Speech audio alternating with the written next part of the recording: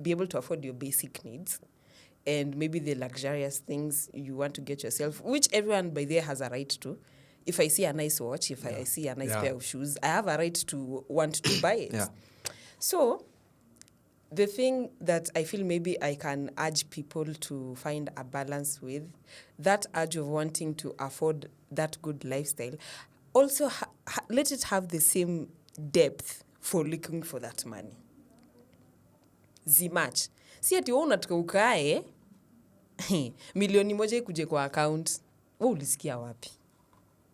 Ulisikia wapi? You know, with our generation, I want to come out of Madare to come here in Lavington or in Kileshwa here, you know, to live that life where I can't even afford that life in Madare, and I want to live in Kileshwa, and I'm not showing even something work towards that. I really want to live in that neighborhood. I'm not giving that work out, you know. So that is the kind of generation we have.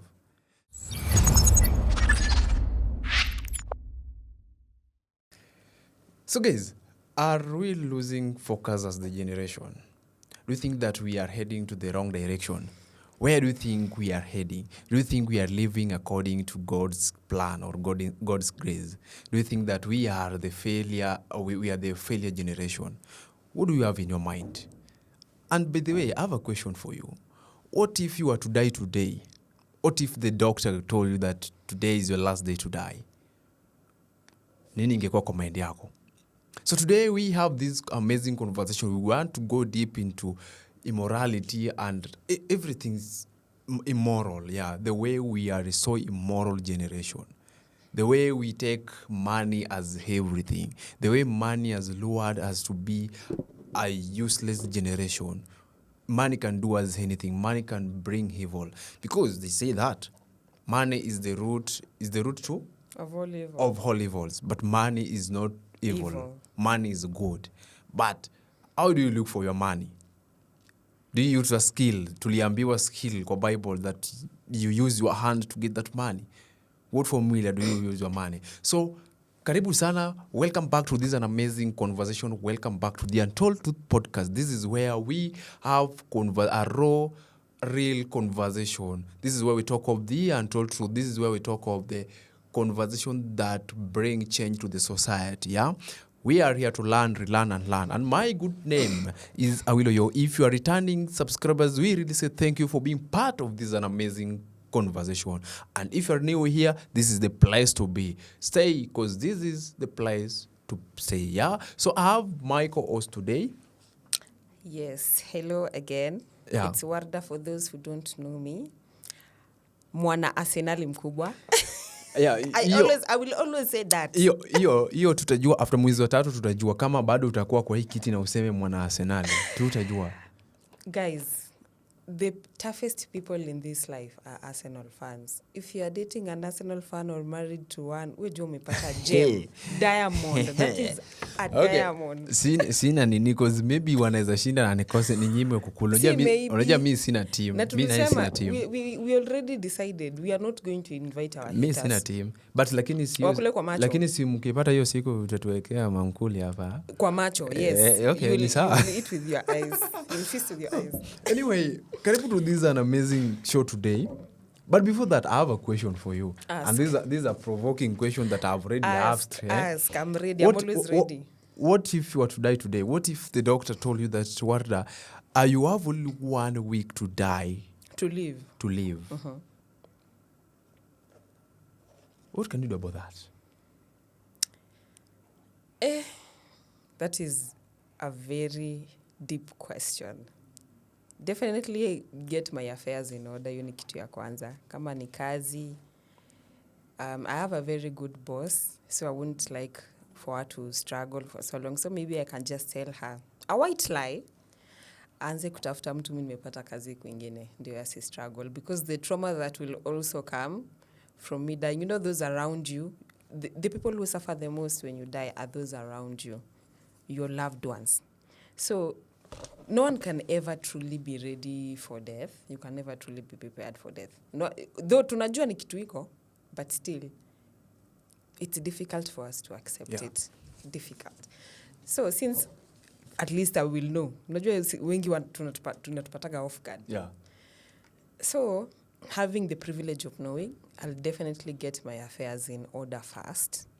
Then maybe write love letters to each of my family members that they will be given after I am gone. And definitely nitajaribu kusafisha rada. Nikuwe mzuri. With you or with the society? With you or with God or with the society? With God, definitely. Uko ndo narudi. Hello. But also, with those around me, I struggle with maintaining a positive attitude towards someone who is not nice to me. So like, mi ukinikujia vibaya, by the way, ndakurudisha tu hivyo. So I will just try to change that. Juu pia kuna kuwaga na ile guilt ya mtu uliongeleshana na yeye vibaya na huko unajua naenda kupass. After that person dies, na kama ulikuwa umemwongelesha that thing haunts you by the way. It haunts you. So what you can even take from this is you don't know when your last moment will be. Just live well with people by the way. Jua tu kuishi na watu. Okay. Okay, me I don't know because unajua that is the hardest decision you can make. That is the hardest. Yani, imagine doctor is telling you that you have 1 week to live. Okay, first of all, I'll try to thank God for the life He granted us me to live before the life that I've had. And then try to make my things, my ways with God. So that maybe if it's truly that I have 1 week, then I sleep on the right side of his side, yeah? You know what I mean. Yeah, I just make things right with God. I mean, God, I know I did this and this, but can you just forgive me? I'm coming. And then I think if I'm already done with God, I think I'll try to make a party for myself. Yeah, to have a party, yeah. I'm going. Bash. Hey, I'm going. And I've already make peace with God. So I'll try to make that bash to be a godly bash. So hakutakuwa na tei. Yeah, no. A godly bash. Na kitambo ulikuwa unafanya za tei. I'm making I make my ways with God. God has receipts. Yeah. God has receipts. But you know we always sin each and every time, but we pray to God forgive us our sins. Sasa ujue basically unaenda kukufa sasa hakuna tei. Hakuna tei. Be true to yourself. But hata saisi kunywe. So I'll try to make things with God and then try to make my ways with the society, with the community. I know it's very, very, very hard decision to make. And maybe if I have a family, sijui niende nichukua insurance ya life insurance. Because already najua nakufa. So wanipea pesa alafu hiyo pesa ibakia bibi yangu. But they don't they have like those things they can fact check if maybe si wajui kanaenda kukufa wajui. They don't do those processes of investigations. Waezi nipima wajue kana. Sasa wanajua tumewapea tip. So unaweza nichukua insurance niwache. Mwende fanya investigation before. Bibi abaki. Ukipata clients wapya. Bibi abaki na milioni hapo na kajunia kangu. Soft life. Yeah. So karibu, at least you can tell us what to think about that provoking question. What if you have 1 week to die? What can you do? Yeah, what can you do by the way? Yeah. Or what would you do different? What would you do different? Why are you doing it? Kwanza hiyo siku kuwa hypocrite like are you doing it maybe? Wenye tuna plan ku amend things with God. Is that not hypocrisy? God is looking at you with a bombastic side eye. Yeah, and I think that's the reason that why God can tell us that your hand is coming tomorrow, because it's a letter nini. He wants you in your true form. When you're true form, because for example, that I know tomorrow I'm going to die. Saa sita usiku nitamend my ways. Kwanza kuna wenye wanaweza take advantage waende wachukue malon na madeni. Hiyo ni tabia mbaya by the way. Uchukue loan na deni alafu mend your ways. Ukijua utakuwa that is because now the families are the ones who are left. to pay So that debt. I think God At had least wagawie. I think God had a reason to feature that secret of you Iko tu dying. sawa, by the way iko tu Iko tu hivyo. sawa, because pia Iko tu ingetupea hivyo. stress. I feel even doctors msiambia au patients. Na by the way, mimi hata nikiambiwa nitakufa kesho, I think nitakufa before hiyo kesho. Because maybe stress inaweza ninyorosha. Inaweza kutraumatize by the way. Inaweza ninyorosha vibaya sana. So, Warda, karibu to hii conversation today. So, we want to go to know more. We want to go deep into this conversation. We want to go about this generation of today. Gen Z and money and work. You know? And lifestyle. And immoral generation. Hey, God. So we have two things here. We have money, we have work, we have lifestyle with this generation. A generation where we want a good lifestyle and we love money. But everyone wants a good lifestyle at the end of the day. The difference here in this generation is we want a good lifestyle that we don't want to work for. Mimi sijui. Ona, mimi sinikuji. I don't support That's that personally. I don't. Because as a Gen, I can only speak for myself. I speak for yourself. Yes, I'm speaking for myself. I love, yes, it's not even about loving money. Whether you love money or not, you need it. At the end of the day, you need it. The way you be able to afford your basic needs and maybe the luxurious things you want to get yourself, which everyone by there has a right to. If I see a nice watch, if I see a nice pair of shoes, I have a right to want to buy it. So, the thing that I feel maybe I can urge people to find a balance with, that urge of wanting to afford that good lifestyle, also let it have the same depth for looking for that money. Zimatch. Si ati wewe unataka ukae milioni moja ikuje kwa account. Wewe ulisikia wapi? Ulisikia wapi? You know, with our generation, I want to come out of Madare to come here in Lavington in Kileleshwa here, you know, to live that life where I can't even afford that life in Madare, and I want to live in Kileleshwa, and I'm not showing even something work towards that. I really want to live in that neighborhood. I'm not giving that work out, you know. So that is the kind of generation we have. So recently we have this story that happened to our country about women and money, about this guy from Russia. I know you saw the videos everywhere. I have. Yeah. I have. And a lot have been said about that old drama of thing. Hey, women, we have been bashed. And it was not about Gen Z only. It was even older people. I if you watch videos carefully, it was everyone.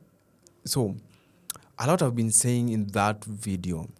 A lot have been really said that video. Before I go deep into it, first of all, lay down the ground. What do you think? Immediately you saw the video, without even listening to the conversation around it, without going through the comment, without even having another opinion, according to your opinion, you just going through the video and seeing the outcome of it. What did you think about it? Makosa imefanyika. Makosa kubwa sana. Yeah. Imefanyika. Yeah. Because now it is painting the light that sisi wanawake, because now everyone is generalizing us because of that video. Sisi ati mtu tu akikuja tu tunaenda tunae just because he's a foreigner. I know there are reasons, hata tutazimention, possible reasons why these women did this. But people are forgetting this man was not doing a live stream. We don't know the women that said yes and the women that said no. You definitely, huwezi niambia ni kila mtu alikubali. Because I even saw a video of a woman that rejected him. One of the women in the countries that he was in. Yeah. Kuna yenye alikuwa rejected her. And the woman even went ahead to ascertain that she was not even dating anyone. She was not even married. But she just was not interested in the man. So I feel that biasness in information inafanya tunaekelewa lawama mingi sana. And then that video alone, the way it was, what does it communicate to the men in the society? Because wanawake wengine hapo walisema they are there because wanatafuta kipato chao cha kila siku. Yani they are willing to go to that extent to ensure that their families do not lack because they do not have the father figure in their homes. They do not have the father figures in their homes, sorry. So, wewe uko hapo mstari wa mbele, ready to cast the first stone on these women, na unajua umezalisha wanawake sijui wangapi. I don't know if you are planning to be the next akukudanger, and these women are out here losing their dignity for the sake of being the breadwinner. I think those are some of the issues that we need to sit down and talk to. Because at this one, it's just that ni vile ni story yenye ilileak. There are a lot of things that happen behind closed doors. Before Wendy, you have said that maybe that woman was suffering because he is doing all alone. Maybe to support the children. Si ako na mkono yake? Kwa nini asifanye kazi ndio alinde watoto wake in a right way? Right now, nowadays people are giving equal. We are in a generation. We are in a world where we have equality. And actually, we don't. Like you, actually, we don't. Especially in Kenya. You can be accountant. I beg to differ. You can be accountant. I beg to differ because. But you can't be a banker. At the same time, I can be a banker. You work. I work. You are allowed to be what you want to be. Yeah. At the same time, hapo penye unaenda kutafutia hiyo kukua what you aspire to be or you want to be. Kuna gatekeeping. No. I know I speak for everyone when I say. No. I know. Women nowadays are really working. No. There are those people who works. Who really work out. No one is disputing that fact. I want you to understand something. I'll give an example of myself. I did not manage to finish campus. Yeah. So, it is just the skills that I have that have helped me to secure the job that I currently have. My mom is a PhD holder in accounting. She is currently not doing the work that she's doing haiko related to what she studied for. Yeah.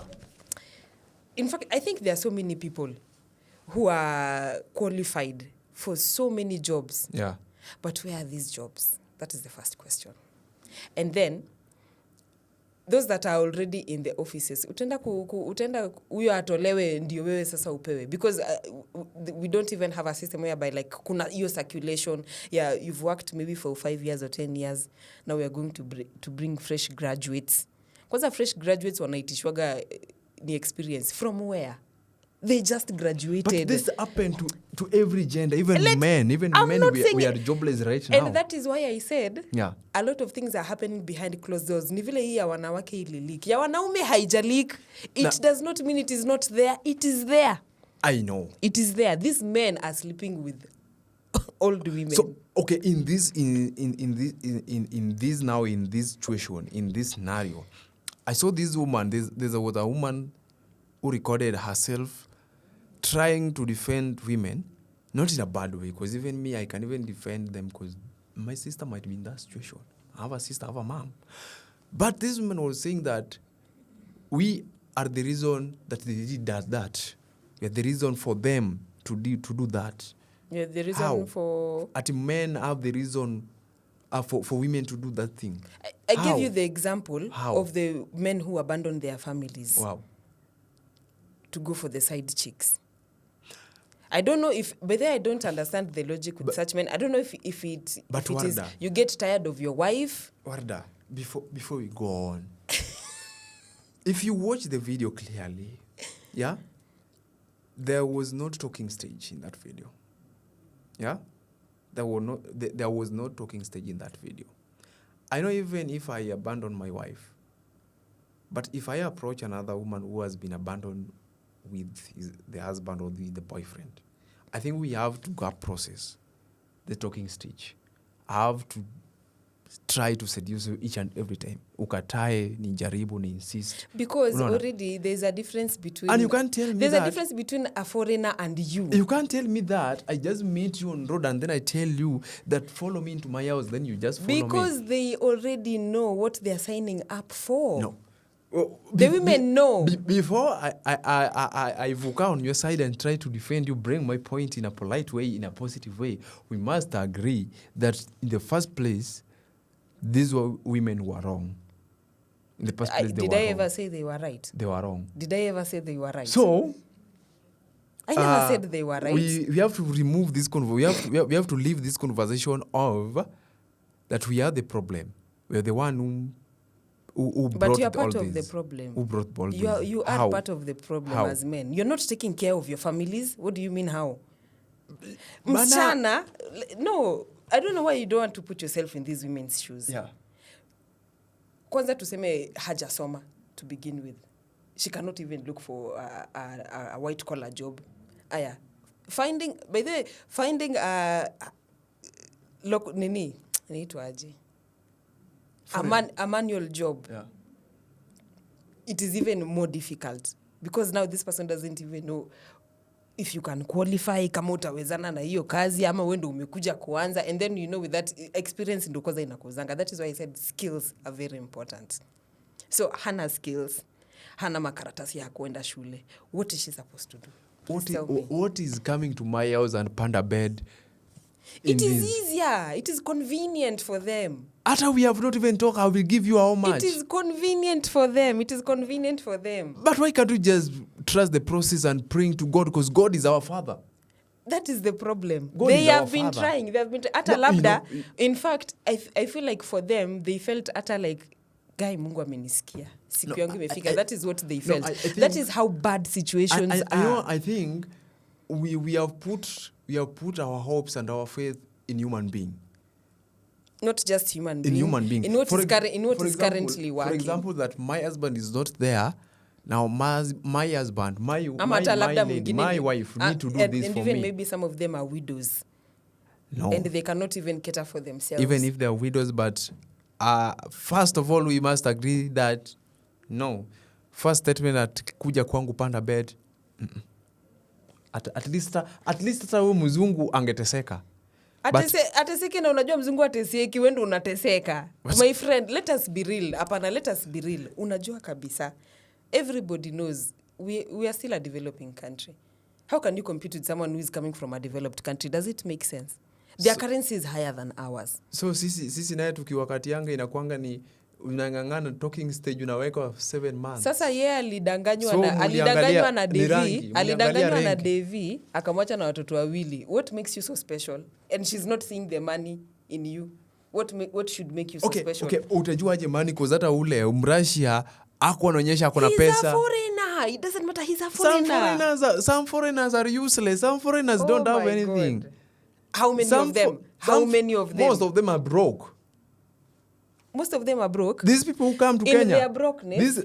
Let me tell you something. Let's go with that one. These people who come to Kenya, they come to Kenya to see our environment. Let to us visit go us, with that logic. To visit Their us, currency is still higher than your own. Even little money that he find has. that Murashia is safe for the whole year and yakuje Kenya. Ndo nakwambia hata hiyo yenye Those people are alisave, broke. hata akisave for 1 month, the money is still more valuable than yours. But those that is people the are truth broke. of the matter. Hata ukisema ako broke, Tupende kazi. imagine it is even worse. It is even worse. Mtu mwenye ako broke akona pesa hata kukushinda. You don't even feel ashamed of that. Our country is not even there yet. That is something that we need to work on as a collective. Let us work out. Wache kupenda pesa ya haraka. Then the system should be more favorable for everyone. But the system cannot feed everyone. That is the problem. Start something by yourself. With what? With what you have. Let us You have your No, hand. let's go to the root of the matter. With what? You have With your hand. what? You have your hand. The hands are not You enough. have the mind.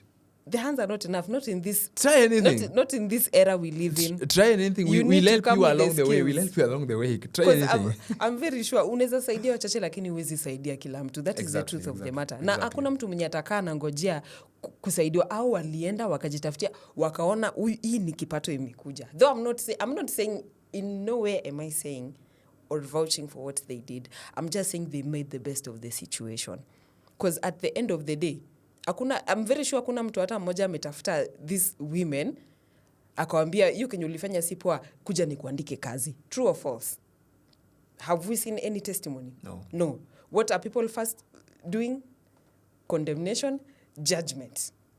You're even, si hata nimesikia kuna mwenye alicommit suicide. Exactly. Because that is the first thing people are rushing to. You're not rushing to think why ama how did they find themselves in this situation.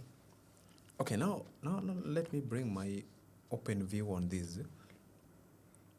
First of all, I'm not here to judge women because maybe, as human beings, we see in each and every time and we have a lot of things that people do outside here for money. Mm-hmm. We have a lot of things. And first of all, we are not really sure because we only saw the part of the video. So we are not sure other videos are where. We are not sure why alileta hizi na akakosa kuleta zingine. We are not sure hii kitu ilianza aje. And the first place I was going back to those videos and trying to watch them myself, and I noticed one thing in both videos. Immediately he was meeting those ladies individually, lazima ange kusalimia and then akuzungushe. That was and compliment. Yeah, that was in the whole videos. And to me, that is not normal. It was not coincident. And for example, let's take it this way. Before we judge those ladies, because even me, I'm not trying to say that they did the right thing. But what we are trying to say that don't be quick in judging. Because I'm very sure, I'm 100% sure, even if hata angekuwa mzungu, unaona, nowadays even ladies wanajuanga hata mzungu wapendi wenye wanaombaomba. Actually those white people really hate people who are beggars, who ask them for money. And I know our ladies are brave enough and are creative enough. They can't just come direct like that to beg for that money because she knows very well that akikuja like a beggar, this guy won't take her in. No, in the first place, now we have to ask ourselves that. Kwani our ladies, they are cheap like this? Inamaanisha without even introduction, without even saying that I want you, without even saying that I want a relationship with you, I'm just telling you that come to my house, and then you're coming to my house, and then you're going direct to the bed. Yeah? So we have to ask ourselves, kwani hakukuwa na mwenye alikataa? Hakukuwa na mwenye alikataa. So first of all, we have to say that money is the enemy here. Poverty is the enemy here. Poverty. Brokenness, poverty is the enemy here. And second, maybe, what about maybe this guy was using something supernatural? I don't know if you guys trying to figure this thing in this way. Because the first thing this guy was doing was to hold your hand. What about if there was something supernatural in the hand? Because immediately this guy holds your hand until that come to my house, you are like, okay, I'll come, I'll follow you. But there was one, I think there was a soldier, I didn't see her like holding hands with him. But maybe unajua huyu mtu pia akona tuonyesha every detail of the video. Because unajua yeye ndiye akona video. Yeye ndiye akona information. Exactly, that's why I said. He release what he want us to see. Not because he has a narrative to sell. Not what we want us to see. He release what he want us to see. Not what we want. Because yeye ndiye akona footage. Yeye ndiye akona the whole story. So sisi we don't know the story. So maybe because you just can't tell me even if you get the dump lady, like the most illiterate lady, uwezi mwambia tu like bana twende na upande kitanda na aende. Kama haja kuuliza hata 1 2 3 nini, unatoka wapi na kwa nini nipande kitanda, kwa nini nifuate kwako. There's something supernatural about this thing. I guess there's something supernatural about this. Let's try to look this thing in a wider way.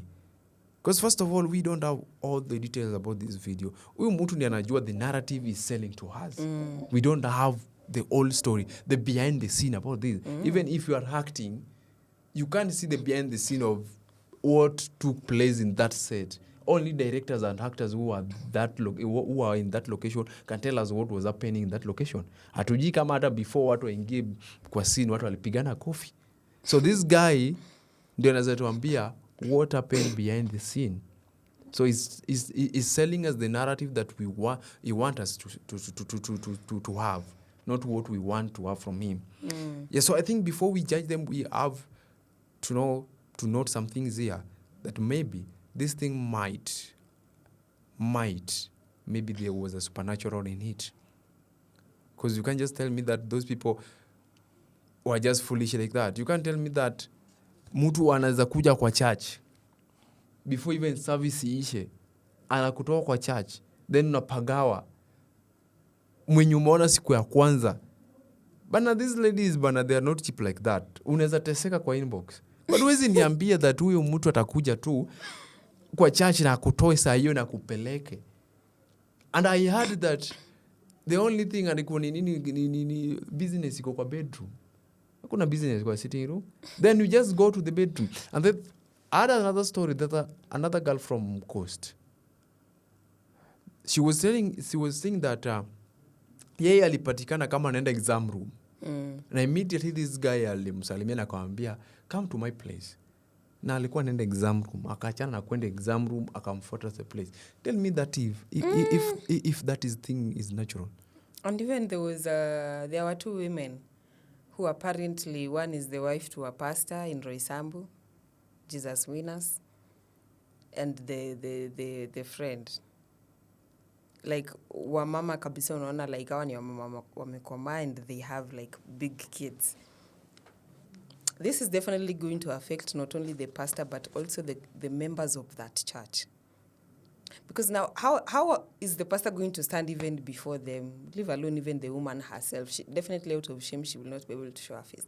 How are you going to preach to the flock that is waiting for you to lead them, and your wife at home is doing that? Like, I couldn't understand, like, wasichana labda tasema wanatafuta pesa. Sasa wa mama walikuwa wameenda kutafuta. Na uko na bwana? Kwanza, wife to a pastor, akishua. Na bwana anafanya kazi. Hey, God. So that's what I'm telling you, that maybe we don't know the narrative these guys were selling to us. We don't know the whole conversation, the whole information about this. So let us not be quick in judging. But apart from that, we have one thing called poverty and money. And I think it's high time. Because maybe we can say that we have already a rotten generation.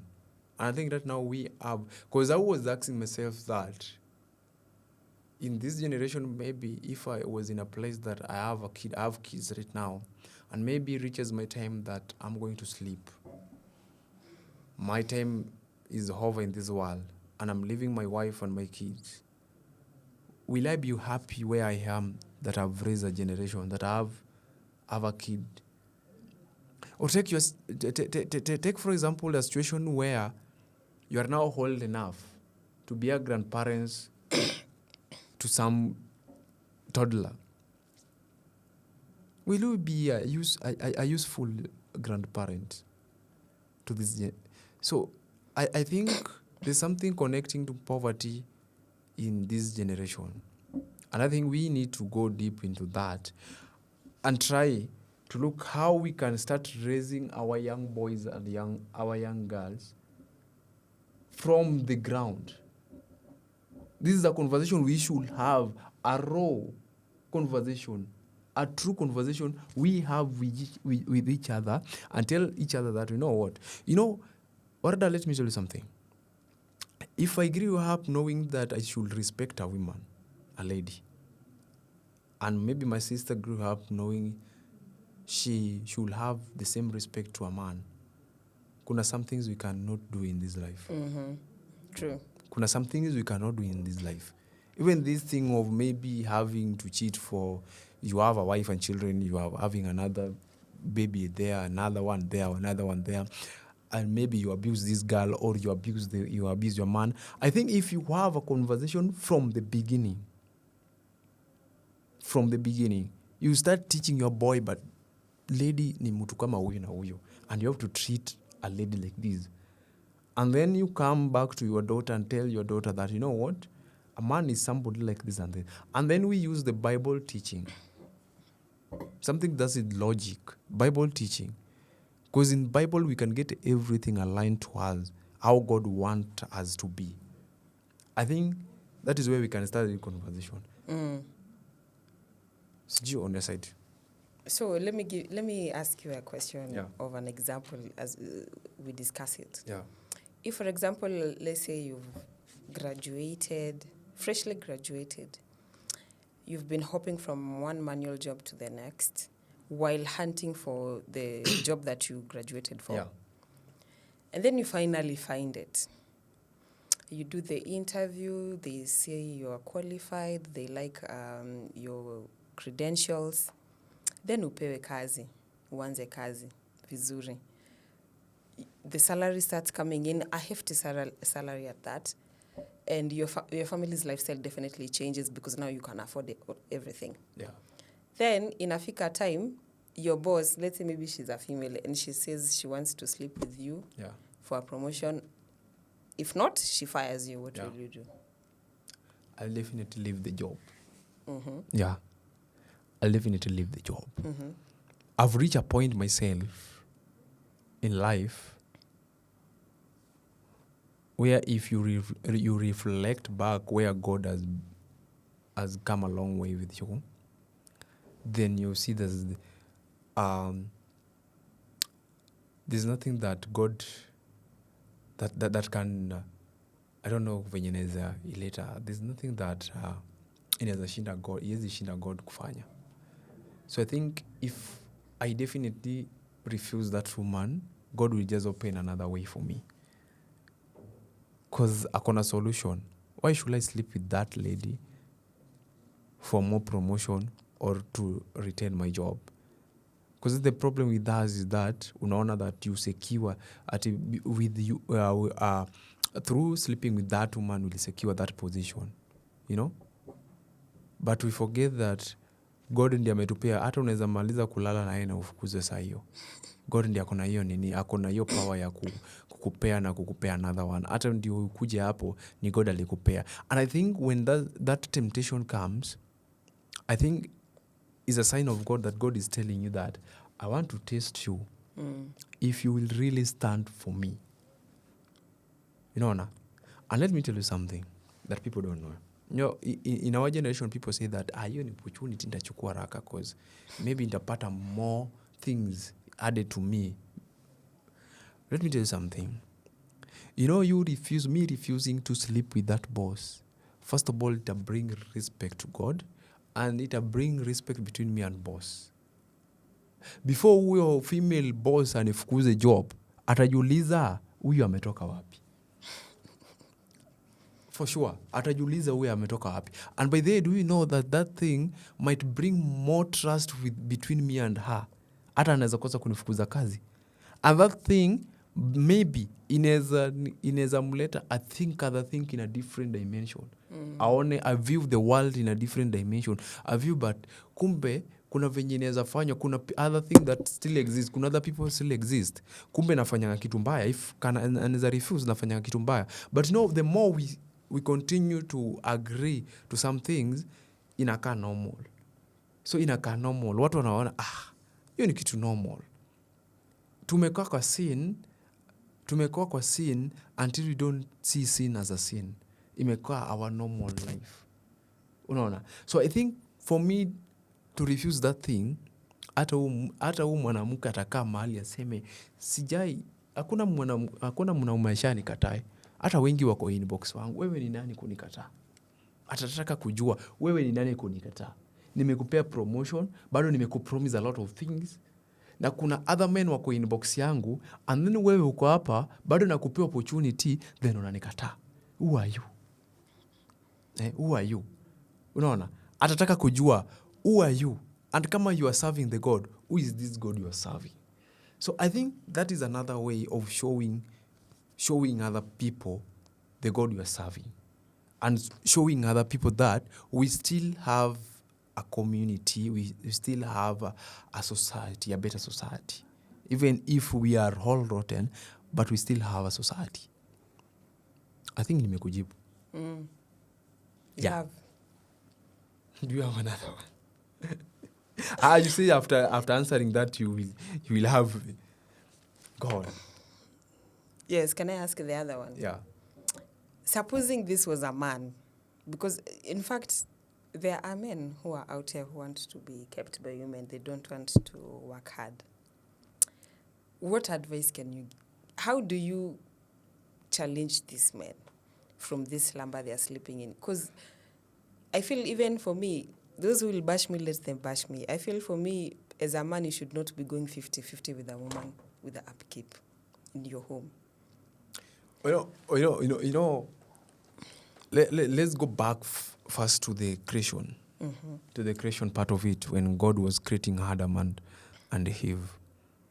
God first created Adam, and then later on created Eve from the rib of Adam. That means Eve was part of Adam. And then after then, God gave Adam to take over of everything, to be in charge of animals and be in charge. And God was there to protect a woman. And then woman was there to respect and be a helper, and be a helper. And I think the problem with us nowadays is we want to do things on our own ways. On our own ways, not according to the Bible. When I say 50-50, this is a narrative that is brought to us by the worldly people, saying 50-50. Because as man, we were given a position as the head of the family. Now, you come in as an helper. You just bring that small. I bring 100% or 70%. You bring your 30%.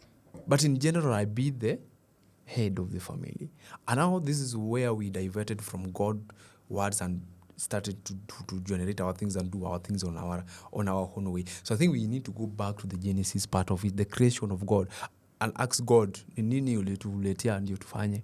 Unaona? And then after realizing that, kuna vitu zingine hatutasumbuka kutafuta venye inafaa tufanye.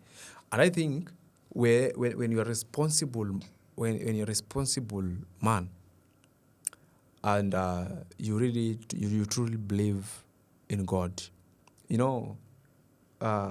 for your family to be a stable family, when do you have to set the pace? You have to set the pace of the family. And automatically, that lady kataona kama you are a joker, atakuchukua ka joker. So you have to set the pace of the family. You have to serve an example for that lady, for the kids in the family. So you have to follow God's ways. And then automatically, the respect, you will just love your woman the way it should.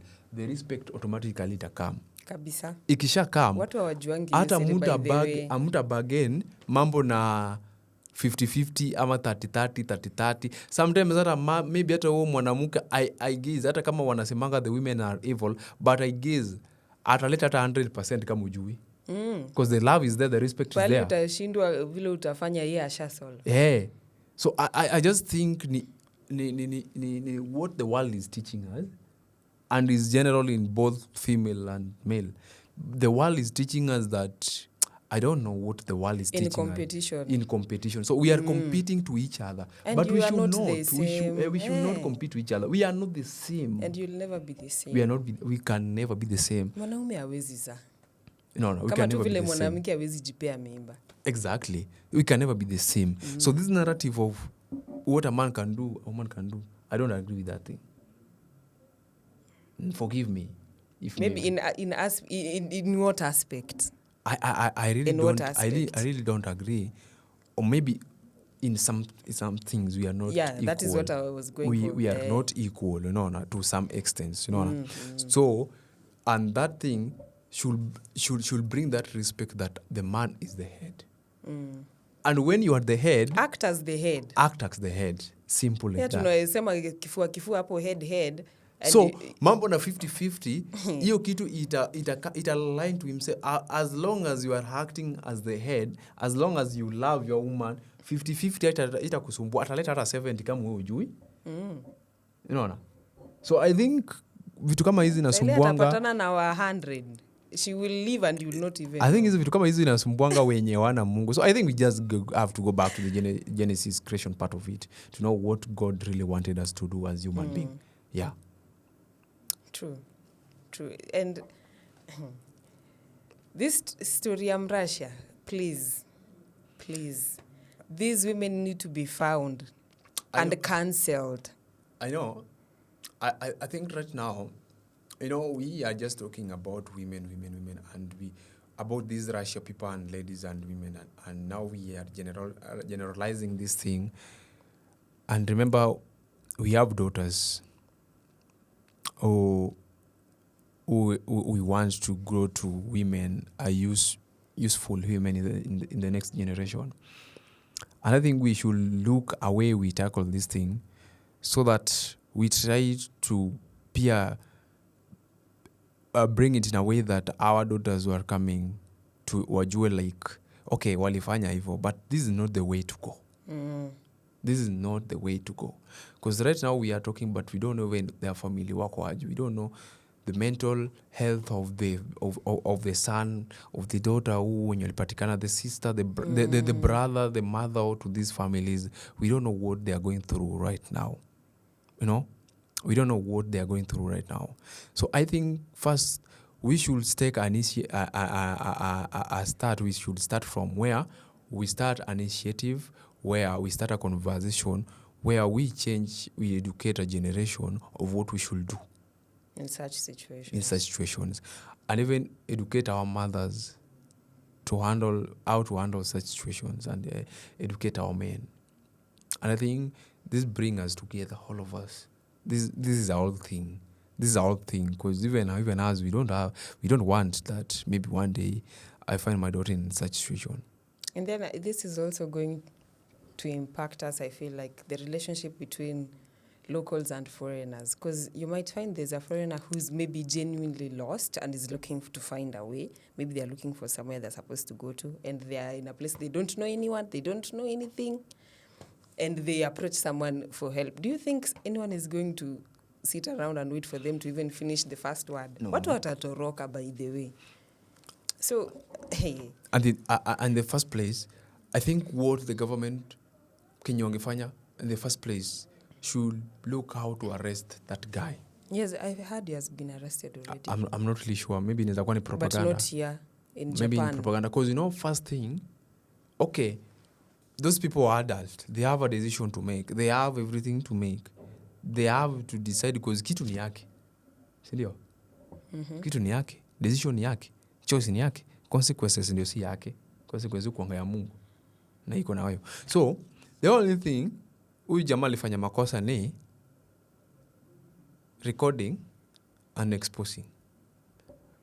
Because umerecord bila yeye kujua. Umerelease bila yeye kujua. Bila kuagree na yeye. Unaona? Na umerecord bila yeye kujua, bila kuagree that I'm recording you and I will release this thing. So the effect you're bringing now to the country and the families. You must consider the families, the impact you're bringing to the families. That is where the problem is coming from. So I think the government should do that. Because imagine kitu ingefanyika Mkenya ama Muafrika angeenda USA ama aende Russia afanye kitu kama hii. Huyo mtu hata angetoka huko. Hata saa hii angeshakujiwa na sijui wanaitanga FBI. Angeshakujiwa. So I think even our government should protect our people in such situation. They should protect our people. True. Yeah. And I think first, as generation, let us just work hard. People are working hard. The only thing that working hard doesn't always guarantee success. Working smart does. Okay, let us be contented with what we have then. Maybe. Yeah, because the basic thing is food. shelter. Sasa kuna mwenye apati hata hizo akili ya wilo. So the people who are not even getting, people who don't even have roofs over their heads. Watu wanaishi kando ya barabara. But I think we should just teach ourselves, unaona, kukua contented na what we have. Even if it is close to nothing. Just be content with what you have. Even if it's close to nothing.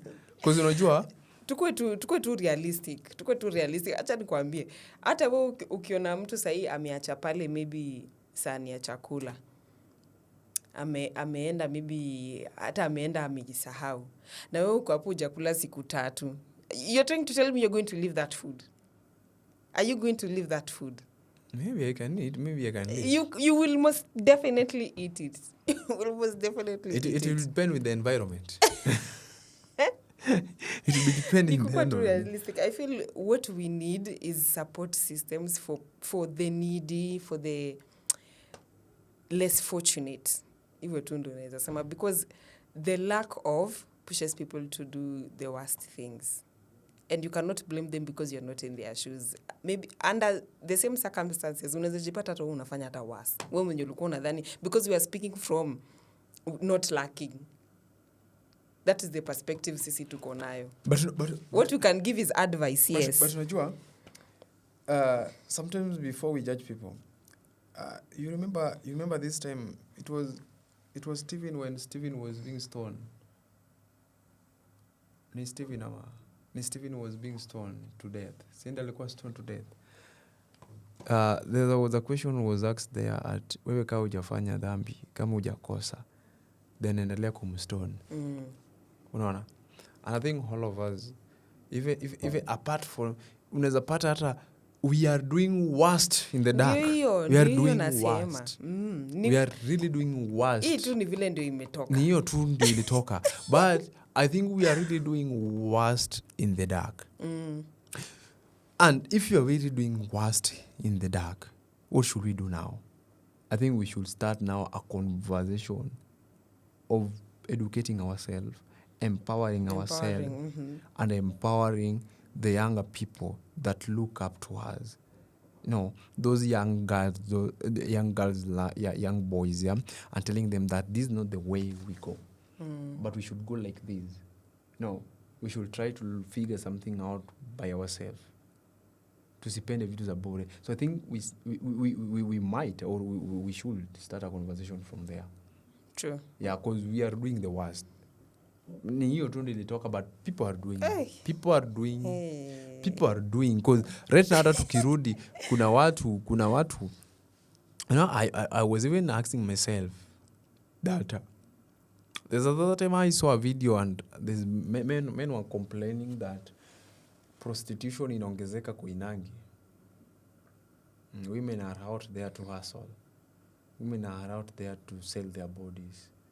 Yeah, because the moment also we are creating more room for these things, and these rooms are being created more because the customers are mean. Customers, so I was looking in that direction. Customers, like, you know yourself. Like for example, right now, let's look it in a situation where umeanza kibanda ya mboga. Unauza mboga. Uuze mboga 1 month, 2 months, 3 months. There's no income, na unatoa pesa kwa business ingine ndio ulete kwa hii mboga. So utaacha hiyo business.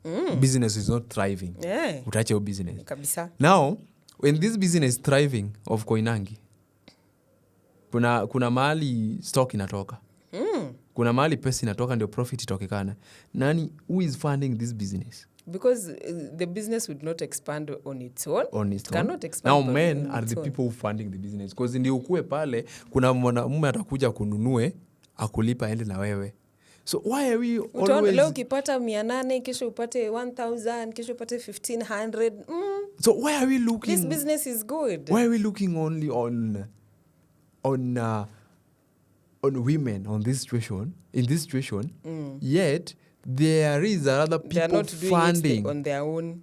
There are people funding this business. They are being funded. I'm very sure if men tunaweza mua leo that we are not going Koinangi for the next 3 months. Wanawake wataenda kuuza mboga. Hata si Koinangi tu. Even kwa maploti, like mtu analala na jirani na anamlipa. The house girls, because they are easily manipulated since they are naive. you are the ones who are promoting this thing because akishamalizana na wewe atajiambia hata yeye mwanaume mwingine akimapproach pahali bora alete do yeye atakubali. That is what you've taught them, that you do this thing in secret for money. Let's teach our young boys and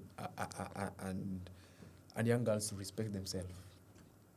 This conversation hata haiwezi isha leo like because you even have teachers in school who are sleeping with students during holidays. They are sneaking them around. Like, what is that? Hey, God. I think pia life imetupeleka mahali kwa kona. I don't know where we are heading as a society. But I think this platform maybe tutafundishana 1 2 3. Sisi naye tutawaambia tu live. Tutafundishana 1 2 3. Pende msipende. Tupate maarifa pale papa na pale so that we because things that happening in these slums. Right now we are talking. Even in middle class and upper class. Things that are happening even right things now. Things are happening behind closed doors. Even his apartment iko hapa around kwetu metusurround hapa mali tunafanya this conversation right now. Someone is with someone's wife.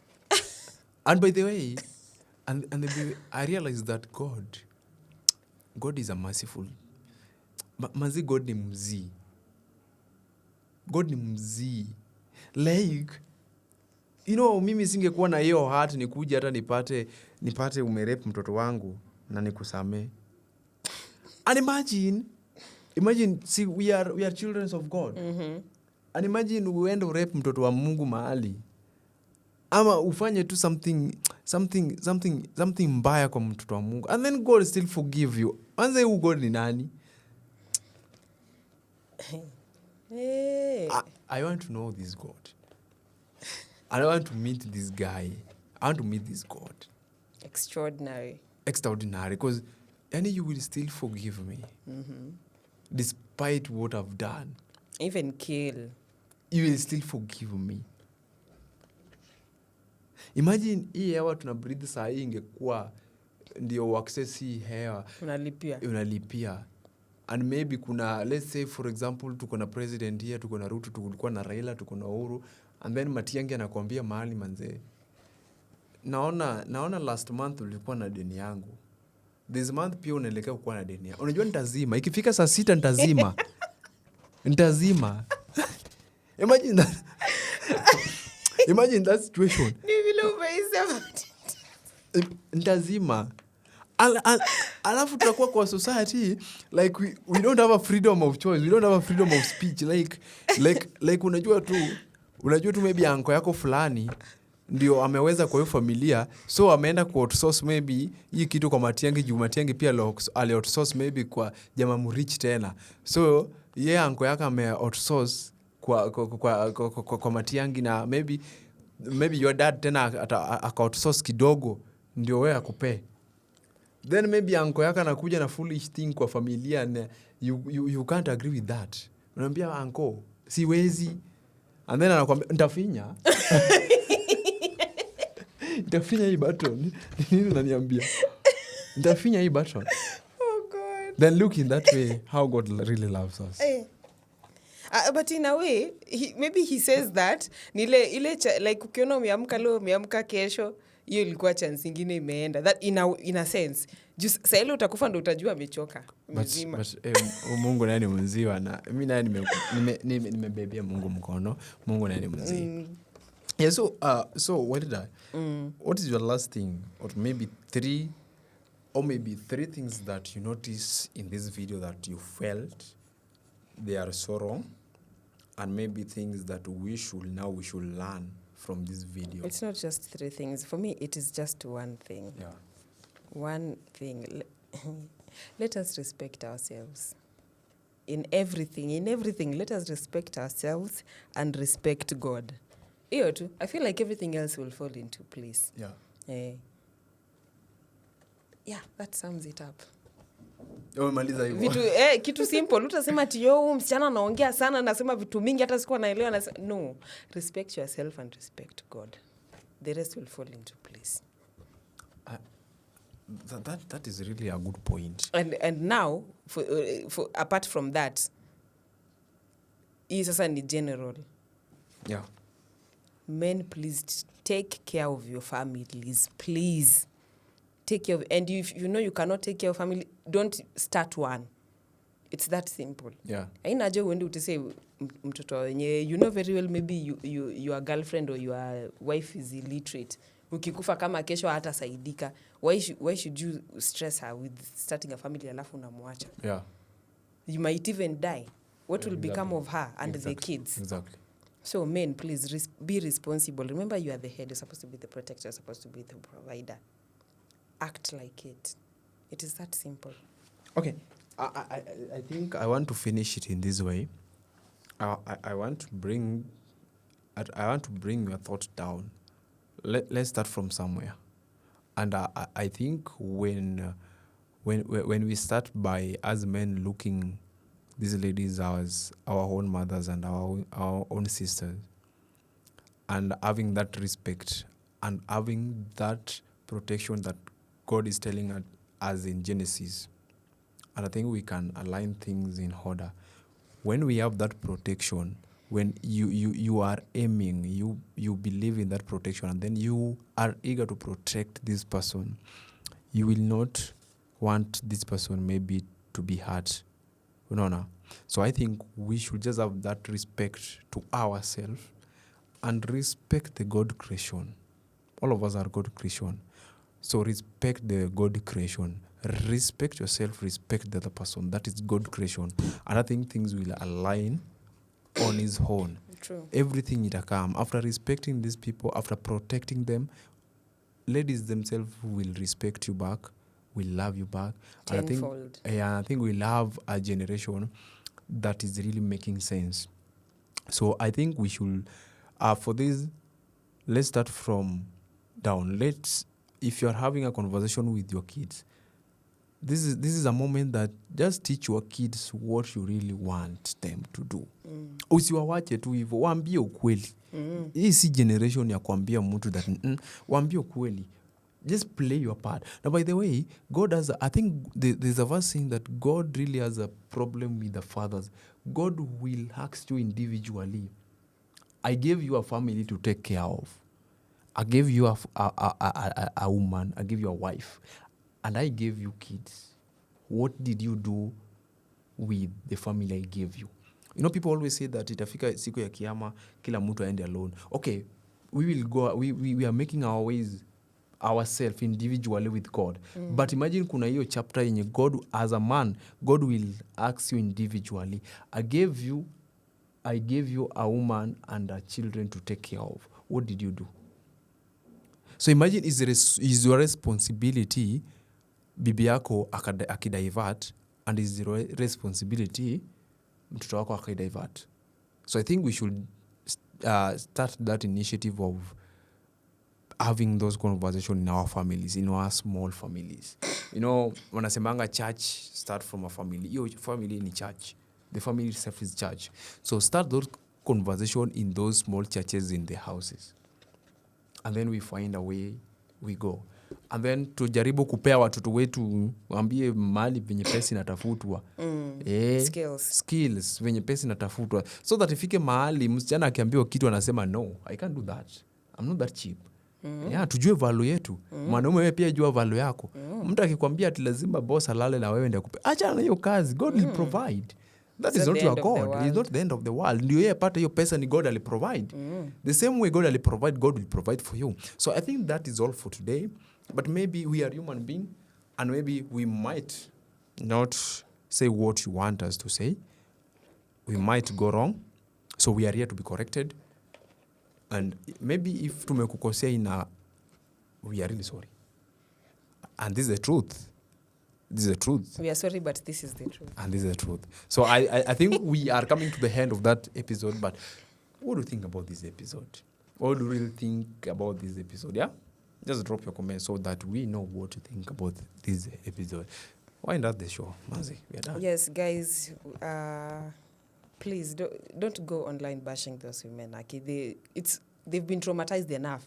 Literally, wamekuwa international for all the wrong reasons. If anything, let us try and open platforms to cancel such people. With that being said, Arsenal nachukua league, in case you are forgetting. See you in the next video. Peace out. Okay. I love you. See you in the Bye. next episode.